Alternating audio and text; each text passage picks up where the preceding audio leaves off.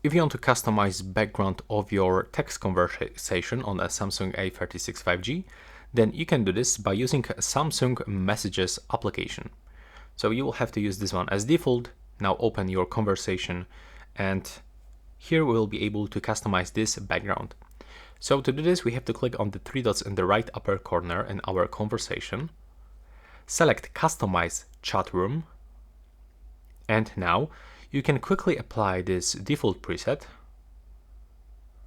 There we go. You can also change some things, like for example the text contrast, for example, and also we can put the photo from your gallery by selecting the gallery icon on the left side. And here, just pick the photo that you want to apply. Let's try, for example, with this one. Right here, you can pinch to scale this photo.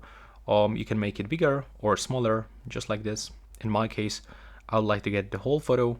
Click down in the bottom corner, and as you can see, that's how it looks. So now we can we can just go back, and as you can see, we successfully changed background of our text conversation in the Samsung Messages application.